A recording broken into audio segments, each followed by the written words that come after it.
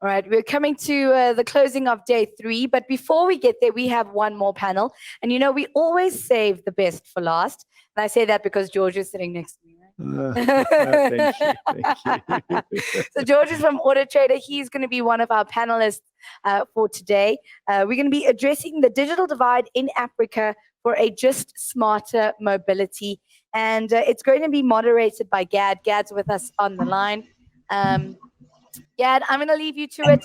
If you can introduce your panelists, and George is sitting here with us in the studio in Joburg.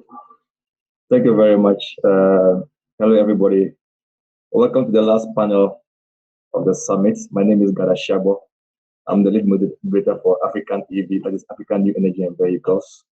And today, I have the pleasure and the honor of moderating this panel on on a digital divide for smarter mobility for Africa. And on our panel today, we have Louise Matsu. Hello, Louise. Hi, Gad. How are you? Hi, everyone. I'm doing very well. Can you introduce yourself briefly? All right. Thank you so much. My name is Louise Mathu. I'm from Nairobi, Kenya, and I'm lead consultant at a consulting firm called Genis Consulting. We provide advisory services on energy and extractives, climate change, sustainability, e-mobility. Yes. Okay. And we have Nono. Hello, Nono. Good afternoon, Gad. You can call me Eve or Mr. Nono if you like Nono. Okay, Mr. Nono. Okay. I was not sure about the first name. Eve is perfectly fine, Gad. Okay. So Nono, so please, can you give us a brief introduction about yourself and your organization? Yes. First of all, thank you very much for providing the opportunities, and it's a great platform to debate about the topics of smarter mobility and the challenge as well as the requirement which are required to really establish the ecosystem what is needed.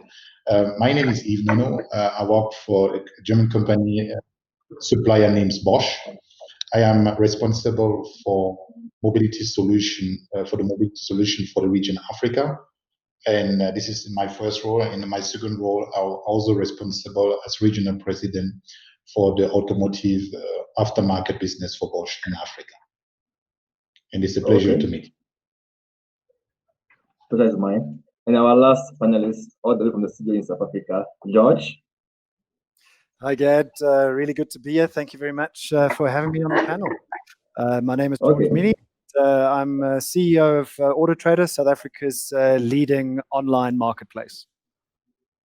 Okay, so like we said earlier, our topic is addressing the digital divide in Africa for a just and smarter mobility. Across the continent, I was just doing some research and I have some statistics here that about 39.3% of our population doesn't have access to the internet. That means 60.7, representing 789 million people do not have access to the internet. And this digital divide or gap between those who have access to the internet and technology and those who do not cut across devices, it cuts across infrastructure, and it cuts across knowledge base. There is a demographic split in that. There is a gender split, as well as an urban-rural split. And in the automotive space, we have this trend, which is now our present, no longer of the future, of connected, autonomous, shared, and electric mobility. So, Mr. Nono, how will you address this question of the digital divide with respect to mobility in Africa, from your perspective as a supplier in the automotive ecosystem? Okay. From a automotive ecosystem, I think that the digital device is only one of different players. The way that Bosch look at the topic of smarter mobility is on a comprehensive way. And we do really believe on the need to localize our solution. So in the context of Africa, if you look today, the penetration, internet user penetration is around by, I would say, 470 million euro, 470 million internet user. If you project the projection right now, so that more than 650 million in 2024. If we look now at the penetration for smart mobility, then we have different figure, smartphone. On the smartphone side, we talk today about 46%, and we will reach around the 50% by 2024. I think that because Bosch is not a ITC provider, Bosch has to rely on the market development and make sure that we can react to this projection. And of course, while doing that, we also look not only on those projections, but what are those other tipping point which is within our reach in order to boost the ecosystem. For instance, what is required to boost the ecosystem? I think that if the mobility is a basic need, we need to move from A to B, to visit our loved one, to go to work, to get to grocery and so far. It is not a luxury. So this means the more you make mobility affordable, the less you reduce, the less you have entry barrier. And if you have a very multi or intermodal available mobility solution, then you shift, I will say, the problem somewhere else, just acquiring maybe the device and getting the internet access. And I think that some people will be willing to pay a device if they know that they can get through the device an affordable mobility, which is real, which is safe, and which is environment friendly. Okay, Luis, what would be your take on that from a policy and regulatory perspective, as well as from a consumer perspective? In the sense that sometimes you see that people have access to the device, maybe the person has a smartphone, but the person does not have data, or where the person is, there's no coverage for the person to have access to the internet, even if the person have data. So from a consumer's perspective and a regulatory and policy perspective, what is your take? All right, thank you for that great question, Gad. So my take is that, one, definitely we need government intervention in order to be able to roll out internet access. And why I say government intervention is because some of these hard-to-reach areas may not be seen as commercially viable by telcos. And we have some really good initiatives that are currently going on. In July this year, we do have in Kenya the launch of Google balloons. I don't know if you heard about those, where Telkom Kenya together with Google launched about 35 balloons, and they have coverage of around 50,000 square kilometers in Kenya. So this is a really good move, as you can see, by government in partnership with private sector to increase accessibility of internet access to far-to-reach communities in the rural areas, those that don't have good access. That's what I'm saying. Okay, George, what are the factors that are influencing from your perspective? Because you are consumer facing. So how do you see the change in consumer behavior, and what are the factors that are influencing that with respect to the digital device and usage patterns? Well, again, I mean, I kind of echo Yves' sentiments there, in that while the challenge is internet access and smartphone access, if all those are here tomorrow and we don't address the three elephants in the room, then having internet access and having smartphone access becomes almost irrelevant. And those things are the prices of EVs. And the only way to address prices of EVs is for government to incentivize the purchase of EVs.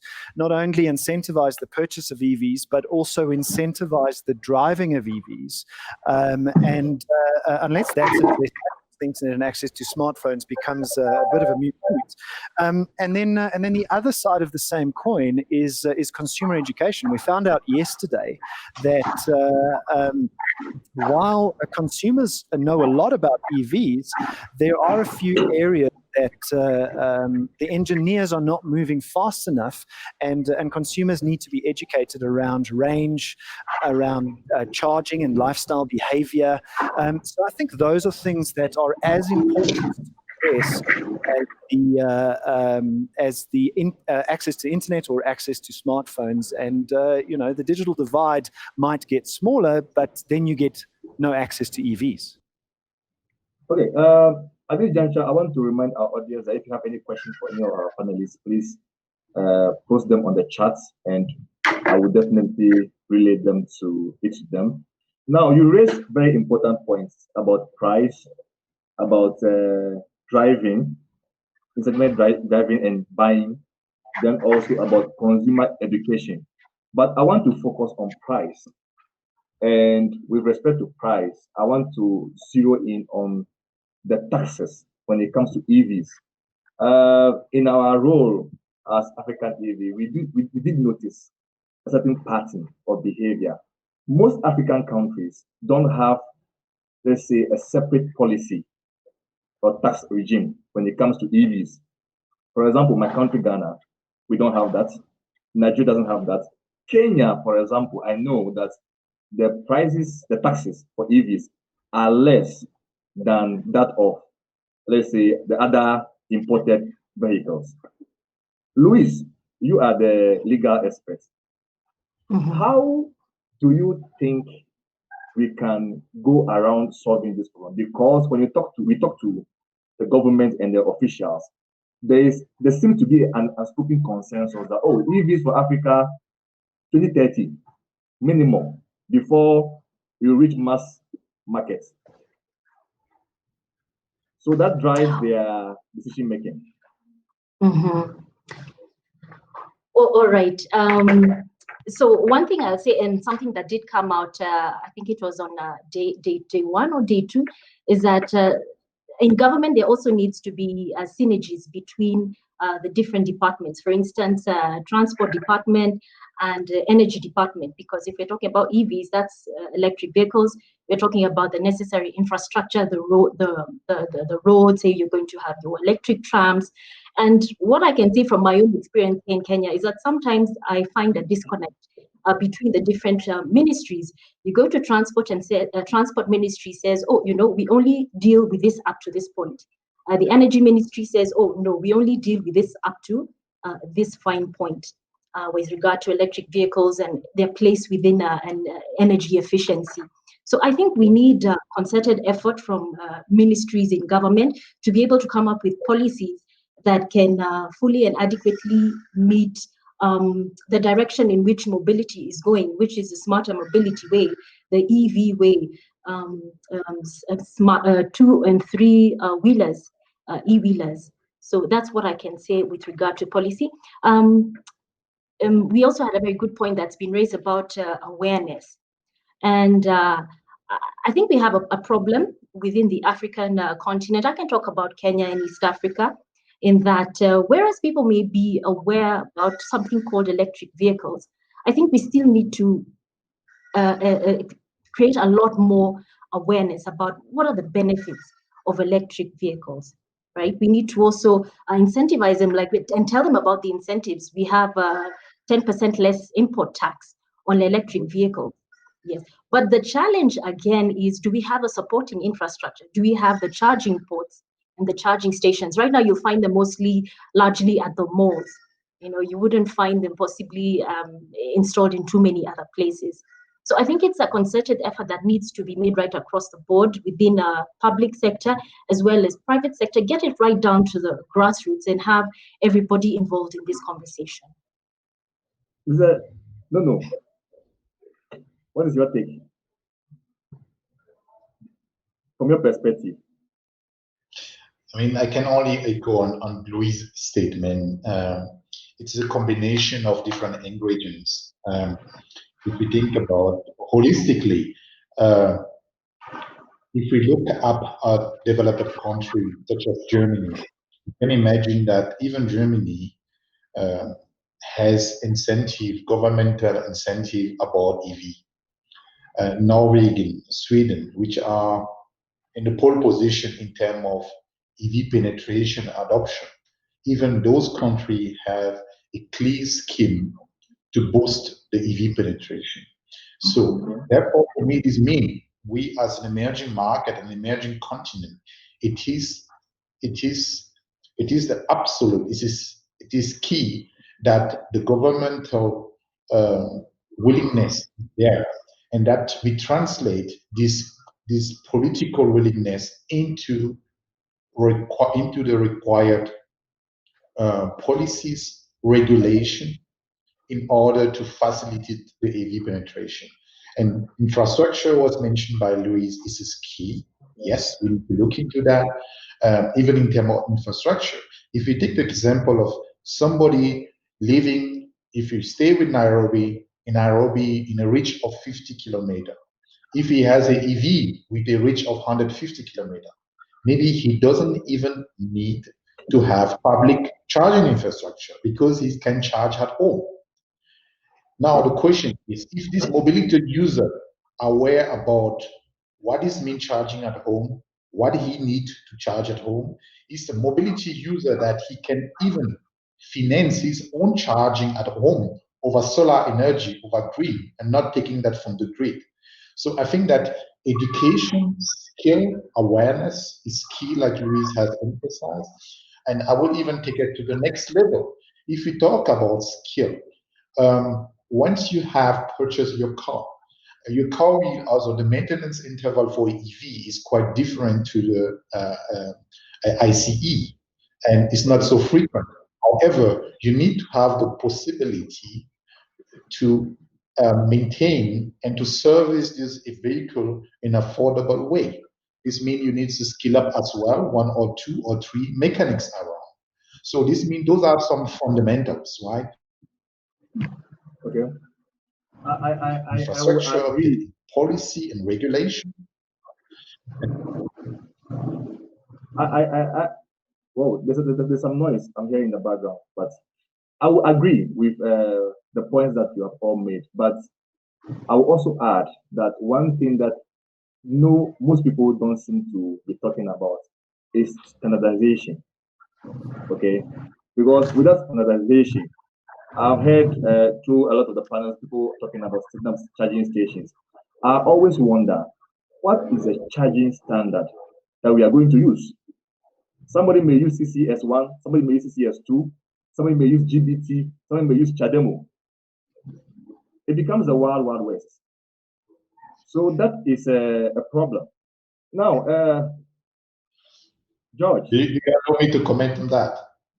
Please do. Yes, you I read think my that mind. you touch a very important point, and we can refer to the topic of cell phone in Europe, right? I don't know if you remember that, but just a couple of years ago, there was no standard around charging. So you had one phone, and to charge it, you have always to have a specific charger, and also, and even in battery. I think that standardization will come, right? Very important is that we need, as we say, as Africans say, I think we need to cut the elephant in small pieces. What I mean by that is that let's look up at those coalition was willing. The coalition was willing is South Africa, for instance, with good example, the Nissan Leaf or BMW, other player has EV on, and VW announced also coming EV on the market since more than 3 years, right? We see some good example in Rwanda where EV penetration has positive outlook, even in public transportation, in micromobility. We talk about EV, bike, and all those. So I think that we need really to look at those lighthouse, because the leapfrog will happen, but it won't happen on the big scale. No. in Africa. I To find understand. those small examples, think about how we move. Yeah. And to go back to your point, it's easy for Rwanda to implement a standard than to implement a standard now valid for Rwanda, Kenya, and Ethiopia, and all around. So, yeah, we have to start somewhere. What I have observed and what I think is that, Africa, we are quite small when it comes to automotive space. We are talking about 80 million plus vehicles produced annually. Africa, we are like 1 million plus. I think George can speak to that more than any of us here. So we are quite small. That means that we cannot, on the strength of each individual country, push a standard per se. We have to adopt somebody's standard. But if a car is coming to Africa and the manufacturer knows that, okay, Africa, we are using CHAdeMO, it means that it will come automatically with a CHAdeMO adapter if it's coming from Europe or wherever. It makes everybody's job easier. Those installing the charging stations know that they have to have one charging standard. Those who want to do adapters, the ecosystem is easier to flourish. But when everybody, this kind of wild west, everybody's doing their own thing. Anyway, George, let us move on. I'm sorry. I'm very passionate about this standardization thing. George, from your perspective, like Nuno alluded to earlier, we are sort of ramping up. It's an S curve. We are basically in the early or very early adapter phase in Africa. What do you think the impact of COVID-19 have had on the digital space when it comes to mobility in Africa? Because we saw, for example, because of the lockdowns, people have to switch digital. People are ordering stuff, a lot of stuff online and all that. Well, Gad, first of all, before I answer that question, if I can, two things came to mind while Eve was talking just now. And the one is, owning an EV comes full circle back to the internet, because most of the servicing of an EV is software updates. And those software updates happen across the internet. So while somebody might be able to gain access to an EV, if prices drop and government incentives are there, if we don't sort out the internet access problem and the digital divide, how are those people going to service their cars and update the software? That becomes a bit of a challenge. But to answer your question, do we see the divide starting? I think the answer to that is yes, and the evidence lies in South Africa, end of March. We have seen a 50% growth every single month, year on year, in the search metrics of Auto Trader's platform, and it hasn't stopped. So at the moment, we get about September. We saw about 46 million searches occur on Auto Trader's platform. In the month of May, we saw vehicles under 50,000 grow by 300% search. And we saw in June searches for cars under 200,000 Rand exponentially as well. Another thing we saw during COVID-19 was 18 to 24-year-olds searching on Auto Trader at triple the rate to what they were pre-lockdown.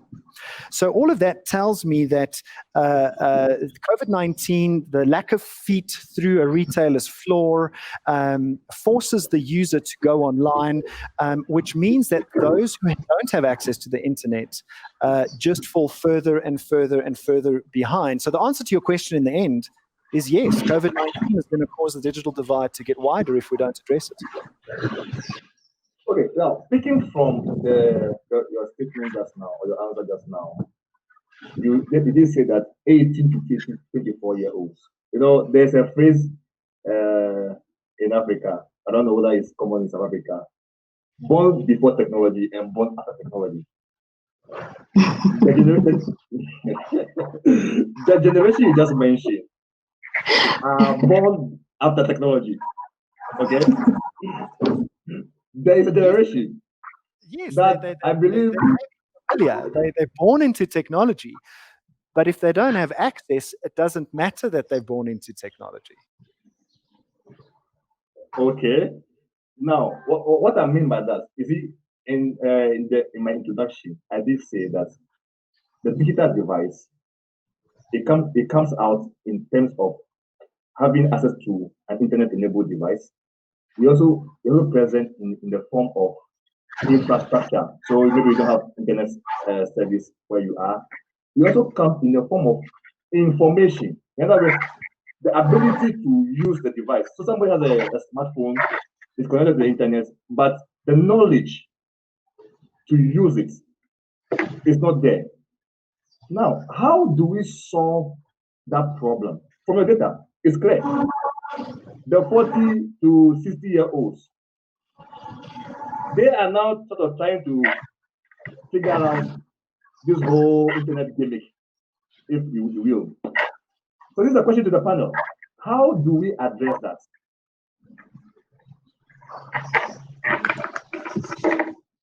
Are you asking me that question, Gad, or are you yourself on mute? I think you put yourself on mute. Just maybe you can start. Luis can continue, and Zenono can round up.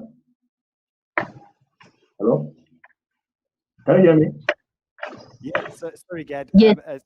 Who are you addressing the question to? I'm saying you can answer first, then Luis follows, then no. We want gender balance.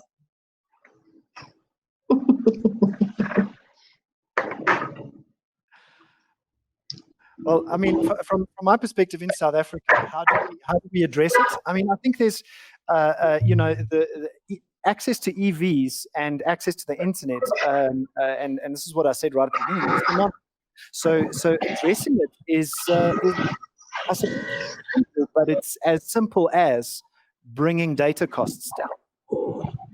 Okay. So it's a cost issue. Luis, what is your take? And I also want to factor in the gender issue, because I'm sure that if you ask George, he will tell you that most of these people doing research, majority are males. Mm-hmm. Thanks for that question, Gad. So what I'll say, just going back a bit to what you asked initially, that what's the effect of COVID on this digital divide? And we've already established that yes, the digital divide has indeed grown, and this has been contributed to by a reduction in household incomes during this whole COVID period, and still continuing. You have households that have actually reduced income. People have lost jobs, a reduction in businesses. And so, it becomes a choice of, okay, am I going to buy food, or am I going to buy data bundles or pay for my internet? So you have that challenge from the word go. Next, following from that, when we talk about the vulnerable, I think we've mentioned that at earlier sessions. You have the disabled, you have women, you have children, and what happens is they're already vulnerable enough, and this COVID situation, the increasing digital divide, makes them more vulnerable and puts them at an even greater distance from getting the necessary information they need to get about advancements in technology. Even if it's down at their lower level, issues to do with, we've been talking about motorized, I think cargo transport. We had a presentation on that. So I don't look at it as just EVs, because if we're looking at markets within East Africa, EVs are a little bit for the more, middle class kind of person. But if we go to the larger rural, areas where we have a larger population living, the digital divide, the lack of access to information, awareness, getting availability to pay-go schemes, possibly to get onto these electric motorcycle or electric cargo bikes, becomes very, very, very real. And you'll find that women actually are the ones who get really, really affected by this kind of divide and the effects of COVID, all of that taken together. Okay. I don't know. Yes, thank you. I think this I won't add anything new, just echo on what both colleagues said. Yes, COVID-19 clearly is emphasizing an issue what we have in the region. Yes, we see a higher penetration. We see a switch, a faster adaptation to e-commerce and to digitalization. But guess what? We have a problem with digitalization. We have a problem with data in Africa. What that means that, yes, people in Africa are further, will be left further behind. Yeah, because without COVID, we have internet infrastructure. In the COVID time, you can, I will say, somehow survive. You can order material what you need. You can go in internet, skill yourself up. What kind of vehicle is there around? You can have and participate to such great conference like smarter mobility. But the people who don't have this internet don't have access to this media. They don't just have access to that, then they are left farther behind. Yeah, and I think this is a generic statement, but it's quite valid in this context. Okay. I have another question for George. It seems that George, you are giving me a lot of great content. Yeah. You did say in the second point in the initial presentation, so that the governments also need to incentivize driving behavior. That's in driving for EVs. Okay. Now, when I think about that, you see that there is a problem on the revenue side for governments, because once you go EVs, it means that the income they derive from petroleum taxes are going away. Okay, so how do you expect them to incentivize the adoption of EVs? Because ultimately, there's a consensus on this panel that cost is a major barrier to adoption. Well, I mean, Gad, the incentivization of EVs can come in many forms. I think it's not only about EVs. The adoption of EVs is not only about EVs. I mean, we've established that access to the internet, transparency of information so that we can educate people are all crucial to the adoption of EVs. But on the actual cost of the EV itself, all we need to do is look up at Norway. And Norway has done many things that helped incentivize the adoption of EVs. So on the one hand, the education is important. On the other hand, it's not only necessarily about import taxes, although that's a big part in South Africa. It's also about other mechanisms. What about incentivizing, like Norway did, driving company cars? If you have an electric vehicle company car, you don't pay any tax on the company car, whereas if you drive a nice vehicle, you will pay tax on the company car. So that directly affects the consumer's pocket. Parking. I mean, I know that in Cape Town, parking is a major issue. There's parking meters everywhere. So why not incentivize the parking fees by saying if you drive an EV, you don't have to pay for parking. And these incentives don't have to last very long. They can be put in place for a couple of years, and when critical mass is reached, they can be then scaled back, and then government can continue to make their taxes. Okay, I will make a point before I move to Luis about parking. Now, there is this phenomenon of South African exceptionalism. I would say that for most of the continent, parking meters don't really apply. Okay, that is just how it is. So, Luis, what is your take? on the same question, taking into consideration George's answer?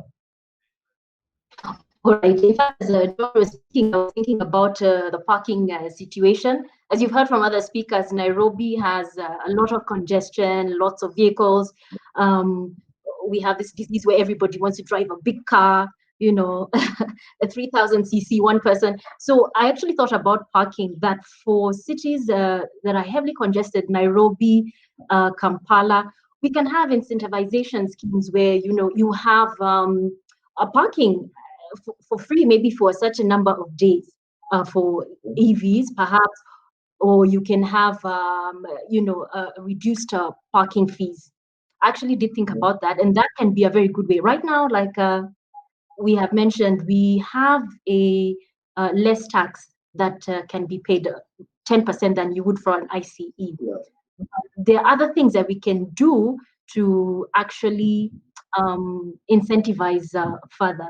So I do wholly support what George says, and if we had that in Nairobi, parking, you know, higher fees perhaps for ICEs and lower fees for EVs, I think that's really a step in the right direction. I support that completely.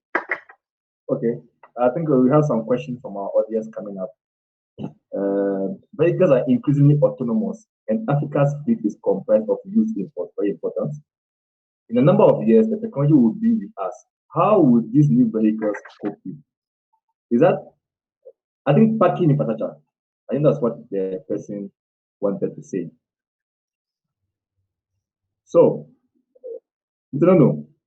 I think you take the first bite on this. Okay, thank you. So, increase autonomous in Africa, autonomous driving. I think the topic of autonomous is linked to three challenges from my perspective. The first challenge is the complexity, the technology challenge itself, right? It is not a given, because in order to have a level 5, a full automated vehicle, you need a certain infrastructure, and you need a 5G capable network. You need reliable infrastructure, because it's not only about vehicle-to-vehicle connection, it's about vehicle to infrastructure, to people, and so forth. So that's one. The second challenge is with the autonomous driving is also, I would say, the use case. So the use case of autonomous driving, and then I will come back to my initial discussion about lighthouse. And I think that is very important that we identify where are those countries with the right prerequisite to lead the way. For instance, we had OEM, Chinese OEM, we had plane anticipate maybe to test their level 3 autonomous vehicle in South Africa, in the Eastern Cape. So this is reality. So ask me now if we have any city in which country I can take. I can take Cameroon, I can take Mali, who have the right environment to test an autonomous vehicle. No, because the road is not there. Sometimes the traffic light doesn't work, and all those. So, and I think that the topic of autonomous vehicle, the topic of used vehicle, is the topic of industrialization. Industrialization is one-on-one part of our future, and there is no way around without industrialization, right? Because the roadblock we will face, because of get everything what we do, right? I don't know if I answer the questions posed, but definitely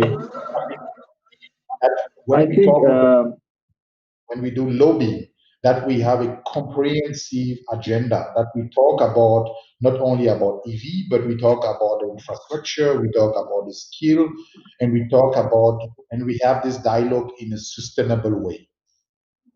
Okay. Now, before we move to the next question, I will make a comment about that, which is for our audience, for the question now. When it comes to autonomous driving, what it means is about miles driven. So a lot of these our old cars, once autonomous cars come in, they are going to render them obsolete. You have to pack them. Because most cars now, you drive them between 5% of the time, 5 to 6% of the time. The rest of the time, they're just packed. So they just fade out quickly. Now, William Batman has a question. Estonia has declared internet access a human right. Is this type of attitude not what is needed in Africa, as surely the benefits will outweigh the cost? Luis, please, for you. Yes, I've seen that discussion that's been going on online about what Estonia has declared.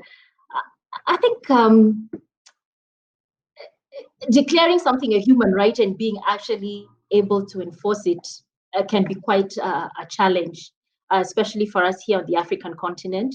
I mean, we're still grappling with so many basic things, like even access to energy, access to electricity. We're still trying to grapple with that at this point.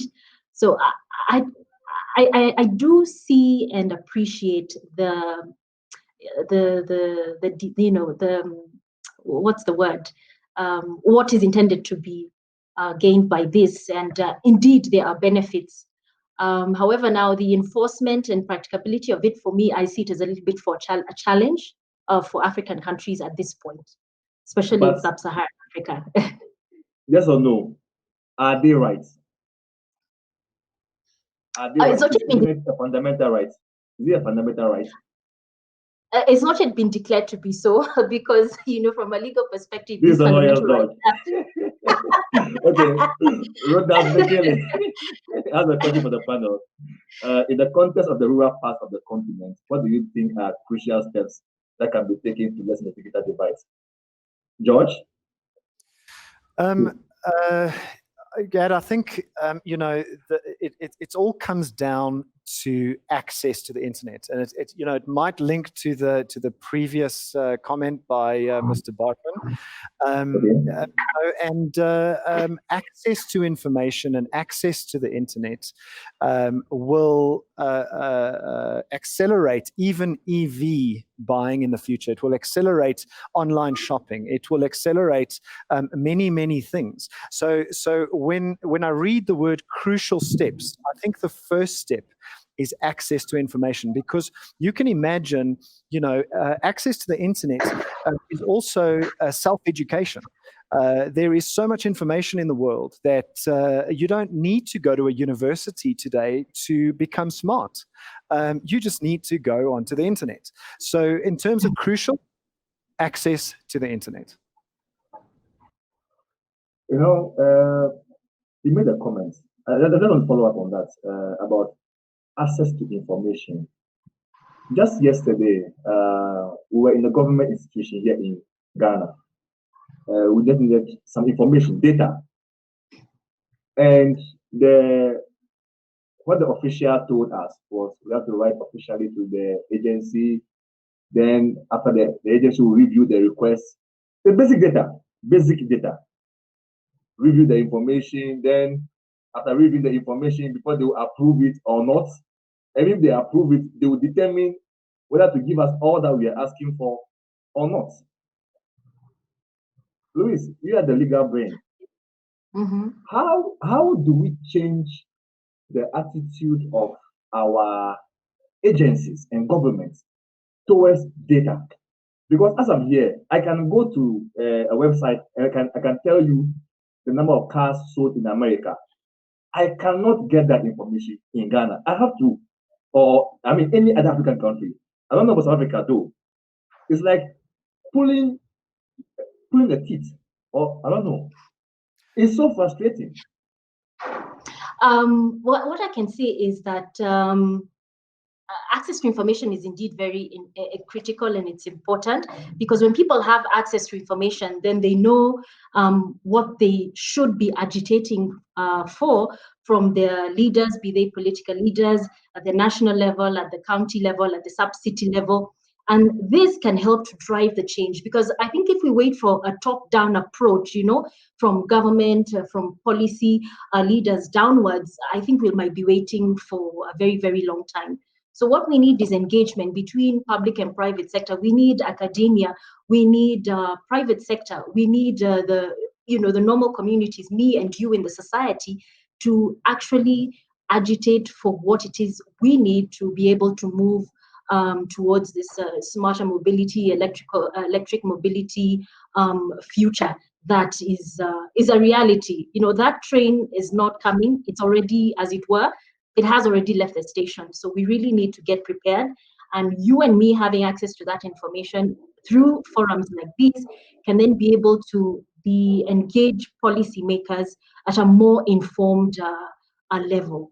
And also, you need to show them the benefits. They say numbers don't lie.